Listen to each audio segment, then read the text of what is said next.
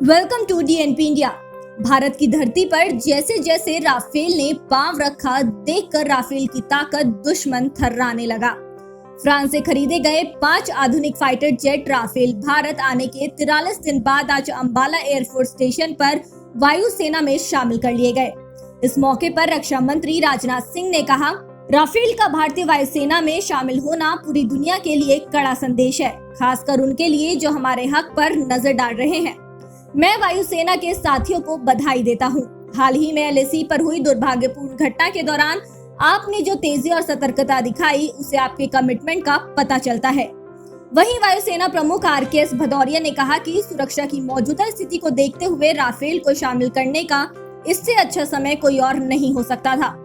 इससे पहले फ्रांस की डिफेंस मिनिस्टर फ्लोरेंस पार्ले की मौजूदगी में सर्वधर्म यानी हिंदू, मुस्लिम, सिख और ईसाई धर्म के अनुसार पूजा की गई।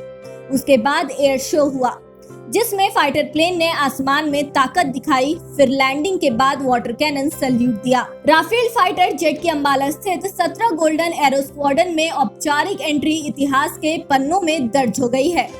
17 साल बाद देश का कोई रक्षा मंत्री अंबाला एयरफोर्स स्टेशन पर किसी बड़े समारोह में शामिल हुआ। इससे पहले अगस्त 2003 में एनडीए सरकार में रक्षा मंत्री रहे जॉर्ज फर्नांडिस ने 73 की उम्र में अंबाला से मिग-21 बाइसन में उड़ान भरी थी। राफेल इंडक्शन सेरेमनी में बोलते हुए फ्रांस की रक्षा मंत्री फ्लोरेंस पार्ले ने कहा कि आज का दिन भारत फ्रांस के लिए एक उपलब्धि है। हम अपने रक्षा संबंधों के इतिहास में नया चैप्टर लिख रहे हैं। हम मेक इन इंडिया अभियान के लिए भी कमिटेड हैं। फ्रांस संयुक्त राष्ट्र सुरक्षा परिषद में भारत की उम्मीदवारी का समर्थन करता है। भारत ने फ्रांस के साथ 2016 में 58,000 करोड़ रुपए में 36 राफेल जेट की डील की थी। इनमें 30 फाइटर जेट और 6 ट्रेनिंग एयरक्राफ्ट होंगे। ट्रेनर जेट्स 2 सीटर होंगे और इनमें भी फाइटर जेट जैसे सभी फीचर होंगे। भारत को जुलाई के आखिर में 5 राफेल फाइटर जेट्स का पहला बैच मिला। 27 जुलाई को 7 भारतीय पायलट्स ने राफेल लेकर फ्रांस से उड़ान भरी और 7,000 किलोमीटर का सफर तय कर 29 जुलाई को भारत पहुँचे थे।